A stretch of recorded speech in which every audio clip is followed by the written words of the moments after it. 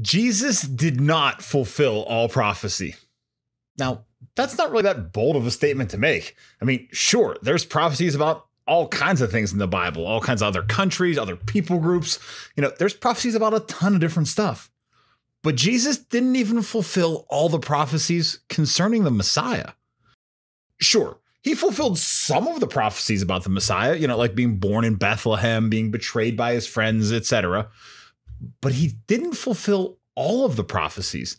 There are prophecies about the Messiah being the king of the whole earth and of the Messiah ruling as a judge over all peoples. And well, frankly, Jesus didn't do those things when he was here.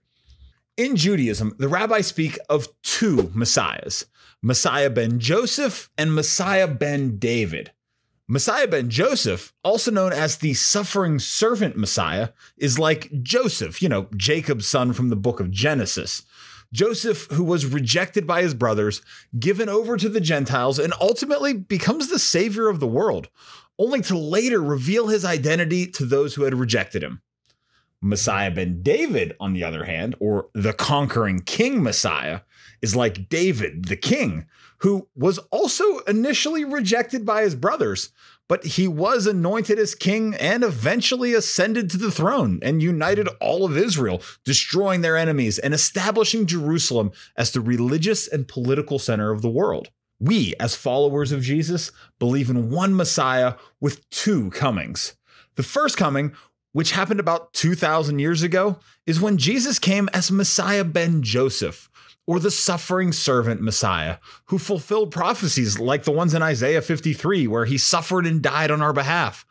And we also believe in a yet future second coming of that same Jesus, that same Messiah, where the rest of the prophecies concerning the Messiah are going to be fulfilled. This is when Jesus comes as Messiah ben David, the conquering king, to establish his throne on earth, destroy all of his enemies, and set up his kingdom, reigning out of Jerusalem.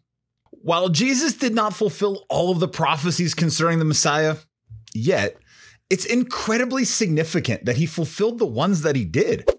How many prophecies did he fulfill? Well, those numbers are pretty debatable, and it's tough to pin down a particular number. A quick Google search will yield all kinds of different results, with scholars ranging generally anywhere between 200 and 400 different prophecies. Alfred Edersheim, who was a biblical scholar who wrote in the late 1800s, he pointed to 456 Hebrew Bible passages that the rabbis considered messianic before the time of Jesus. Those were scriptures that either referred to the Messiah or the times in which he would arrive on the scene. And Alfred Edersheim claims that Jesus fulfilled over 300 of those in his first coming. What are the odds of one man fulfilling this many prophecies?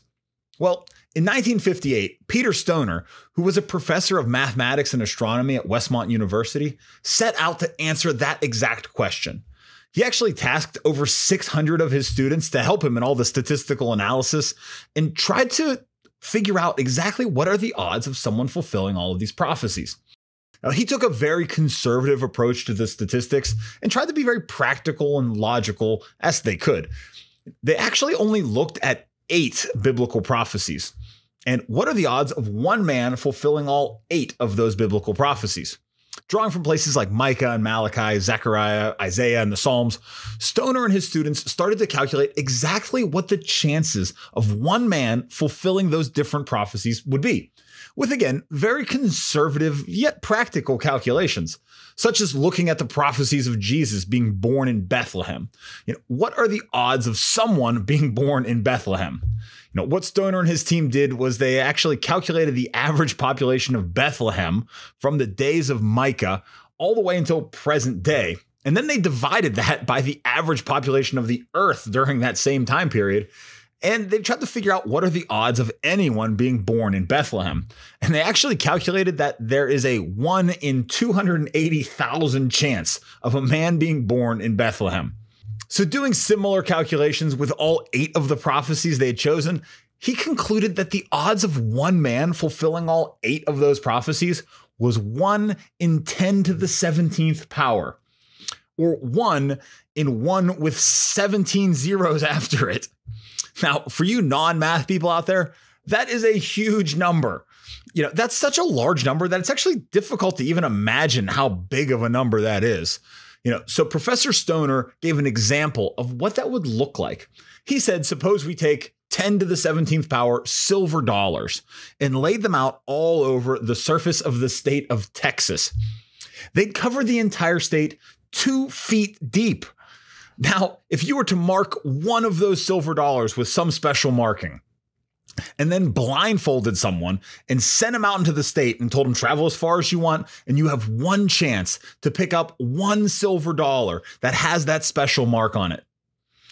What are the chances that that guy would find the right one? Well, it's the same chance that the prophets would have had of writing these 8 prophecies and having them all come true in one man.